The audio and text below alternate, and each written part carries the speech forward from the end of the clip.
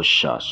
রুদ্ধশ্বাসকে ঊর্ধ্বশ্বাস করতে আমাদের এই গ্রাম বাংলার সত্য কাহিনী আবারও একটি সত্য কাহিনী নিয়ে তোমাদের মাঝে আমরা উপস্থিত হয়েছি। আজ শুনছেন তন্তু। পেশায় আমি মেডিকেল রিপ্রেজেন্টেটিভ। আমার ঘনিষ্ঠ এক ডাক্তারবাবু আছে, যার সাথে আমি প্রায়শই এদিক ওদিক সেদিক মন্দিরে অনেক বিভিন্ন জায়গাতে প্রাকৃতিক দৃশ্য অনুভব করার জন্য আমরা বেরিয়ে থাকি। সেই চেম্বারে একটা ছেলে কাজ করতো আমাদের, তার নাম ছিল তন্তু। যথারীতি একদিন আমাদের ভূতের গল্প নিয়ে আলোচনা হয় ডাক্তারবাবুর সাথে। তো আমরা প্ল্যান করি কোথাও একটা যাবো, তো তন্তু পাশে ছিল। তন্তু তখন আমাদের বলে তন্তুর বাড়ির কাছে নাকি একটা বেশ নদী গিয়েছে, একটা খুব রমরম খুব সুন্দর পরিবেশ আছে, সঙ্গে সেখানে নাকি ভৌতিকের কিছু স্মৃতিমধুর গল্প পর্যন্ত আছে। সেই কথা শুনে আমরা খুব এক্সাইটেড ছিলাম, যার কারণে একদিন বিকালবেলা ঠিক করা হলো আজ তন্তুর বাড়ির সেই এরিয়াটি আমরা দেখতে যাব। যথারীতি আমি আর আমার ডাক্তারবাবু দুজনে মিলে তার বাইক নিয়ে বেরিয়ে পড়লাম। সেই দিনটা ছিল প্রচন্ড গরম। আমরা বেরিয়েছি 5টা নাগাদ। রোদটা তখন হালকা পড়ছে। ঠিক সেই সময়টা আমরা গঙ্গারামপুরের কাটাবাড়ি এরিয়ার সেখানে গিয়ে, তন্তুর বাড়িটা সেই কাটাবাড়ির এরিয়াতে ছিল। সেখানে গিয়ে আমরা তন্তুকে ফোন করি, তন্তু তুমি কোথায় আছো? তন্তু তখন বলে যে দাদা তোমরা নদীর সাইডে চলে এসো, আমি এখানেই আড্ডা দিচ্ছি। তো যথারীতি আমরা পাকা রাস্তা থেকে কাঁচা রাস্তার দিকে নেমে পড়ছি। নামতেই দেখছি দুপাশে খুব সুন্দর মনোরম পরিবেশ, চারিদিকে চাষাবাদের জমি। জমির মাঝ বরাবর আমরা বাইক নিয়ে আগিয়ে যাচ্ছি। তো তখন দেখা যাচ্ছে এক মহিলা কিছু ছাগল নিয়ে সে সূর্য অস্ত যাচ্ছে বলে বাড়ির দিকে ফিরে আসছে। পাশাপাশি সেই রাস্তাটা একা বেঁকা পথে গিয়ে ঠিক নদীর দিকে আস্তে আস্তে নেমে গিয়েছে। নদীর ওপারে আর এপারে কানেক্ট করার জন্য সুন্দর মাচার একটি ব্রিজ করা হয়েছে। সেই নদীর ধারে বাঁধের উপরে একটা পুরনো বট গাছ, সেখানে গিয়ে দেখি তন্তু দাঁড়িয়ে আছে। তন্তুকে বললাম তন্তু কোথায় তোমার সেই খুব সুন্দর ভৌতিক পরিবেশ? তন্তু বললো দাদা এখানেই, চলো একটু হাঁটতে হবে। যথারীতি আমরা বাইকটাকে পার্কিং করে দিয়ে, কিছু টোটো দাঁড়িয়েছিল ওনাদেরকে বললাম তোমরা একটু বাইকটা দেখো। তন্তু বললো না না কোনো সমস্যা নেই, এখানে একদম সব ঠিকঠাক থাকবে। তো আমরা নদীর পাড় দিয়ে হেঁটে হেঁটে চলছি সেই জঙ্গলের পথে, যেখানে তন্তু বলেছিল ভৌতিক কিছু স্মৃতি আছে। যেতেই আমাদের কিছুটা যাওয়ার পর আমরা দেখছি একটা ছোটখাটো গাছের বাগান, সেখানে কিছু কবর আর নদীর বাঁধের ধার ঘেঁষে সেখানে একটি শ্মশান আছে। তো তন্তু বলছে এখানে কবর টবর দেওয়া হয়, ওখানে আমাদের শ্মশান গ্রামের ওখানে মৃত ব্যক্তিদেরকে দাহ করা হয়। আমরা তার কথার সাথে শুনছি আর আমরা তার সাথে একটু মজা টজা করছি যে তন্তু আমরা এখানে আসলাম, ভূত ধরবে না তো? তন্তু একটু ভয়ই পায়। তন্তু তখন বলছে না দাদা এরকম বলো না, আমার কিন্তু ভয় লাগছে। তো তন্তুকে আমরা বললাম তোকে অত ভয় পেতে হবে না, তুই আমাদেরকে নিয়ে চ সেই জঙ্গলে। কোথায় সেই জঙ্গলটা? যথারীতি সেই বাগান পেরিয়ে আমরা আর একটি মাঠের মাঝখানে এলাম।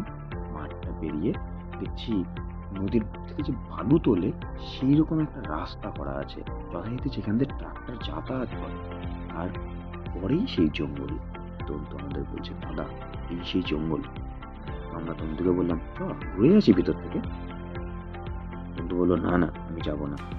তো আমি ওকে ছাড়িনি, আমি ওর হাতটা ধরে টানতে টানতে জঙ্গলের ভিতরে ঢুকিয়ে দিয়েছি। তো তখন তন্তু প্রচুর ভয়ে দেখছি ওর মুখ লাল হয়ে আসছে। ও বলছে দাদা জঙ্গলটা ভয়ানক জঙ্গল, দাদা ভালো না ভালো না।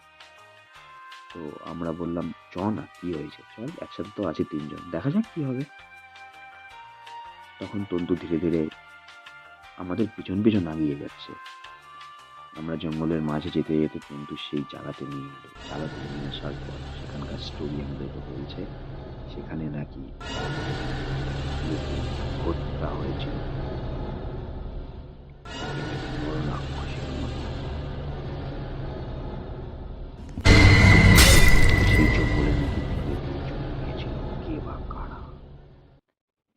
এরকম কিছু গল্প শুনতে শুনতে তখন দেখছি আমাদের পরিবেশটা হালকা গরম অনুভূতি হচ্ছে। তন্তুকে বলছি, তন্তু এত গরম লাগছে জঙ্গলে, এই সময় সূর্য অলরেডি অস্ত যাচ্ছে, ঠান্ডা পরিবেশ, অথচ গরম কেন? তন্তু তখন দেখছি আরো ভয়ে তার চোখ বিস্ময় আকৃতি নিয়ে নিয়েছে, কানগুলো তার লাল হয়ে যাচ্ছে। পাশাপাশি আমাদের ডাক্তারবাবু হাতে একটা সিগারেট টানছে আর ভাবছে, আমাকে বলছে, কিরণ ঠিকই বলেছ, পরিবেশটা গরম হয়ে যাচ্ছে। কিছুক্ষণের মধ্যে দেখছি একটু হালকা মৃদুমন্দ হাওয়া আমাদের গা ছুঁয়ে চলে গেল, আর কিছু গাছের উপরে পাতাগুলো যেন দুলছে মাথাগুলো। তন্তু তখন বলছে, দাদা এখানে আর ঠিক পরিস্থিতি নেই, এখান থেকে তাড়াতাড়ি চলো বলে তন্তুকে আর আমরা ধরে রাখতে পারলাম না। তন্তু ওখান থেকে হাঁটা ধীরে ধীরে রওনা দিয়ে দিল। ও যত তাড়াতাড়ি পারছে সেখান থেকে জঙ্গল থেকে বেরিয়ে যাচ্ছে। আমরা তন্তুর পিছনে তন্তু তন্তু করতে করতে তার পিছনে আমরা ছুটছি।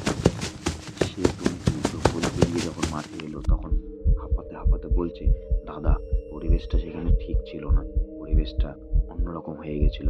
তখন আমরাও একটু ভয় পেয়েছিলাম, ভয় পাইনি তা নয়, তবুও আমাদের ভূত দেখার কিউরিসিটিটা তখনও যায়নি। তো যথারীতি আমরা বললাম, ঠিক আছে তুই এত ভয় পেয়েছিস এই জঙ্গলে, আমরা ঠিক আছে আর দাঁড়াবো না, চল বেরিয়ে যাই।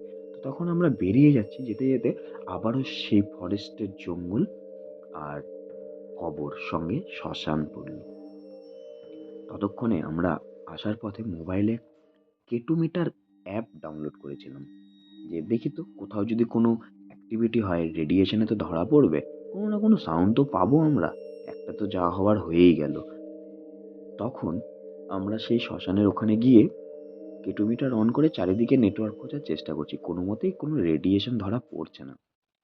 যথারীতি তন্তু যাওয়ার সময় আমাদেরকে বলেছিল ওখানে নাকি ওর দিদা দাদুর কবর দেওয়া হয়েছে। তো যখন ধরা পড়লো না, আমরা শোকাকাতর হয়ে ধীরে ধীরে বেরিয়ে যাচ্ছি, তখন ডাক্তারবাবু হুট করে মজা করে বলে ওঠে কবরের কাছে এসে, তন্তুর দিদা দাদু কোথায় আছো, তোমরা যদি এখানে থেকে থাকো আমাদেরকে একটু কেটোমিটারে সাড়া দাও। যেমনি কিনা এই কথাটা বলেছে, সাথে সাথে কেটোমিটারের সিগন্যাল আমাদের ফুল টঙট টঙট টঙট টঙট করে শব্দ করছে কেটোমিটারের অ্যাপটি। তন্তু সেটি দেখা মাত্র আর সেখানে নেই, এক ছুটে সেখান থেকে চলে এলো বাইকের কাছে। আমরা সেখান থেকে আর দাঁড়ানোর সাহস করতে পারি, আমরাও অতিশত তাড়াতাড়ি সেখান থেকে চলে এলাম বাইকের কাছে। আমাদের বাইকগুলোকে স্টার্ট দিয়ে তন্তুকেও তখন নিয়ে নিয়েছিলাম বাইকের উপর, পাড়াতে ছাড়বো বলে, তো ওখানে আড্ডা দিচ্ছিল।